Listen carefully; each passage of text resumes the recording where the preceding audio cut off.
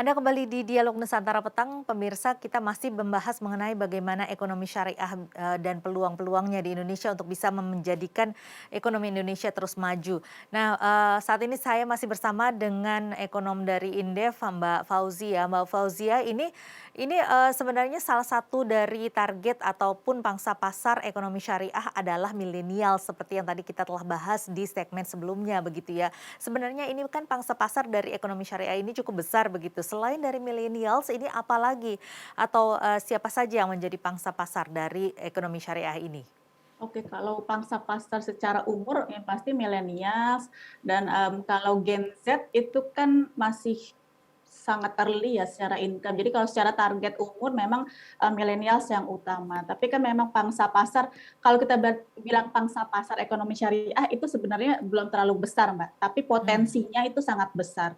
Nah, potensi yang besar itu yang sangat-sangat besar tapi belum tergali, itulah kenapa pemerintah tuh masih apa ya, usaha mati-matian untuk genjot segala sektor di ekonomi syariah ini karena tahu potensinya masih begitu besar, seperti itu. Potensinya ini apa saja? Oke, baik, kalau untuk di tingkat global memang ekonomi syariah Indonesia tuh peringkat 4 ya, Mbak, di dunia. Jadi kita posisi, top 5 gitu ya, kita peringkat jadi 4, jadi memang bagus. Tapi di Indonesia kan kita masih kecil, market share-nya hanya 5% gitu, sorry 6,5% market share perbankan syariah gitu.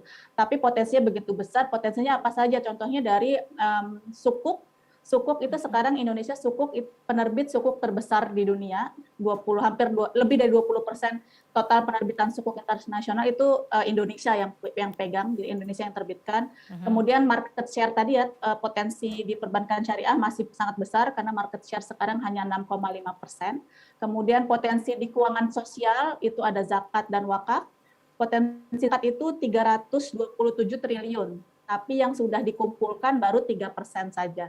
Bayangkan kalau dikumpulkan 100%, wah kita makmur nih negara ini. Karena Iya. potensi zakat itu sangat ini ya, apa dampak untuk pemulihan ekonomi, peningkatan kesejahteraan masyarakat itu sangat tinggi. Selanjutnya juga wakaf. Wakaf uang itu potensinya 180 triliun, tapi yang dikumpulkan baru 0,4%. Nah, ini tadi seperti yang Mbak Fauzia katakan bahwa marketnya hanya 5 sampai 6% saja. Sebenarnya kendalanya apa selama ini?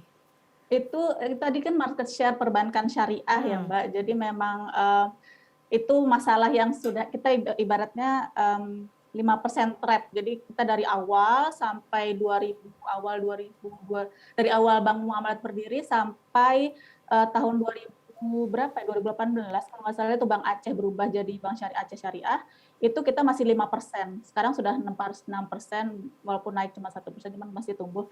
Banyak penyebabnya, salah satunya Hmm. contohnya adalah misalnya, image di masyarakat itu bahwa bank syariah dan bank konvensional itu sama saja gitu. Nah, itu balik lagi ke Hmm. mungkin SDM-nya, SDM di karyawannya gitu ya, mungkin salah menyampaikan atau menyampaikannya kurang jelas, jadi nangkepnya masyarakatnya juga kurang jelas. Terus, banyaklah di masyarakat juga bilang bank syariah itu haram gitu ya, padahal kan mungkin belum 100, saya bilang bank syariah itu belum 100% halal, tapi, tidak 100% haram gitu. Jelas tidak haram. Jadi mungkin ya 80% lah halalnya, cuman pasti lebih baik secara konsep, dengan bank konvensional ya, kalau memang kita mengamini, nilai-nilai yang sama, nilai-nilai agama yang sama, Jadi seperti itu. sebenarnya lebih kepada sosialisasinya yang kurang dan juga kurangnya literasi dari masyarakat ya, Iya, Mbak literasi Fauzia ya? keuangan syariah itu hanya 8%, 8,9%. Jadi jelas literasinya masih rendah, untuk dua sisi ya Mbak, literasi karyawannya, literasi masyarakatnya. Jadi ketemu ya udah jadinya mungkin susah naiknya gitu. Jadi memang harus banyak pihak lah genjot ini supaya perbankan syariah bisa lebih baik. Tapi selain itu juga perbankan syariahnya mungkin produk-produknya harus belajar banyak lagi gitu ya. Bikin produk-produk yang harus beda dengan yang ditawarkan bank konvensional gitu. Iya, padahal sebenarnya kan sistem perekonomian syariah ini, bisa menjadi alternatif begitu ya dari sistem, perbankan konvensional, kemudian juga, sistem, ya perekonomian nasional karena memiliki daya resistensi yang kuat dari krisis keuangan global. Nah ini bagaimana Anda bisa menjelaskan hal ini? Kalau atas krisis 2008 mungkin saya bilang itu belum terlalu terlihat ya Mbak, kenapa kita Hmm. bisa lebih kebal. Kalau 2008 itu lebih karena mungkin bank syariah di global itu interkoneksi antar, produk antar negara itu belum interconnected-nya tuh belum terlalu se-connected konvensional. Jadi pas yang kolaps di Amerika itu dampaknya tidak sebesar dampak di konvensional. Tapi kalau dilihat di pandemi, krisis sekarang pandemi ini, saya sudah mengolah datanya selama 2019. Jadi sebelum pandemi, selama pandemi sampai sekarang ini secara deskriptif memang perbankan syariah lebih kebal dalam arti kata beberapa waktu gitu ya, beberapa bulan gitu sempat beberapa kali outperform atau melebihi performance, melebihi kinerja bank konvensional. Jadi pertumbuhan asetnya sempat beberapa kali melebihi bank konvensional, pertumbuhan kreditnya juga, dan pertumbuhan dana pihak ketiga. Jadi memang secara statistik terbukti kinerjanya lebih baik selama pandemi. Cuman ya harus ada riset lebih lanjut ya, mungkin lebih kompleks gitu perhitungannya. Cuma kalau secara statistik sederhana memang lebih baik kinerjanya. Ya, Indonesia juga kan disebutkan sebagai negara yang cukup memimpin begitu dalam jumlah kesepakatan investasi yang diperoleh dalam seluruh sektor ekonomi Islam.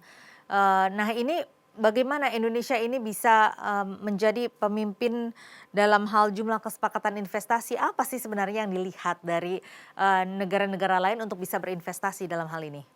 Jadi kalau ngomongin investasi ekonomi Islam itu kan tadi ke ekosistem ekonomi syariah, terdiri dari fashion halal, halal fashion, halal makanan, makanan halal gitu ya, terus halal media, halal farmasi, sama kosmetik, dan Muslim friendly travel, dan juga keuangan syariah. Nah dari 6 sektor tadi, Indonesia itu top 10 gitu. Jadi itulah kenapa rata-rata top 10, itulah kenapa kita peringkat 4 di dunia. Nah potensinya begitu besar, tapi sayangnya kita peringkat 4 dunia, tapi kita tuh masih biggest consumer. Jadi kita tuh konsumsi halal produk, halal makanan itu kita paling besar. Jadi kita top 5 Indonesia. Itulah kenapa ya negara-negara lain tuh pengen banget investasi di Indonesia, karena tahu ini Indonesia duitnya tuh banyak banget, biggest consumer di 6 Ya. sektor itu gitu. Jadi itulah kenapa investor luar negeri tuh pengen banget investasi di Indonesia, karena melihat yaitu konsumsinya tinggi, duitnya banyak, tapi belum tergali itu Mbak. Iya, Anda melihat saat ini bagaimana upaya dari pemerintah atau langkah-langkah pemerintah sudah cukupkah untuk memperkuat atau mendukung tumbuhnya industri ekonomi syariah saat ini? Saya lihat sih sudah ya Mbak, contoh nyatanya yang merger BSI, Bank Syariah Indonesia itu kan tujuannya supaya menjadi bank syariah besar, sekarang kan top 10 ya, peringkat 7 terbesar di Indonesia, lalu mereka juga menargetkan 10 besar bank syariah terbesar di dunia gitu. Jadi memang kita perlu satu bank gigantic bank gitu ya, bank besar yang bisa compete di tingkat internasional. Itu salah satu dukungan nyata pemerintah untuk mengembangkan ekonomi syariah ini sih Mbak. Iya, kalau kita lihat dari target Indonesia saat ini yang ingin dalam beberapa tahun ke depan menjadi pemimpin industri ekonomi halal begitu ya. Nah, ini bagaimana keterkaitannya dengan saat ini mulai bertumbuhnya atau berkembangnya ekonomi syariah di Indonesia saat ini? Kalau untuk sektor industri halal, saya rasa itu masih achievable gitu ya untuk saya percaya 5 sampai 10 tahun ke depan Indonesia bisa lah menjadi pusat industri halal di dunia gitu. Sekarang KNEKS, Komite Nasional Ekonomi Keuangan dan Syariah, itu sedang menyusun master plan industri halal. Jadi supaya bisa lebih jelas dalam 5 tahun ke depan, 10 tahun ke depan, apa sih aksi-aksi ya tiap aksi-aksi yang diperlukan untuk dilakukan oleh setiap aktor di ekosistem ini supaya Indonesia bisa jadi pusat halal industri di dunia. Gitu. Baik, Mbak Fauzia, terakhir ini bagaimana langkah-langkah dari pemerintah saat ini dan juga mungkin dukungan juga peran serta dari masyarakat untuk bisa memajukan ekonomi syariah di Indonesia saat ini sehingga bisa nantinya akhirnya bisa menjadi pemimpin ekonomi ataupun industri halal di dunia.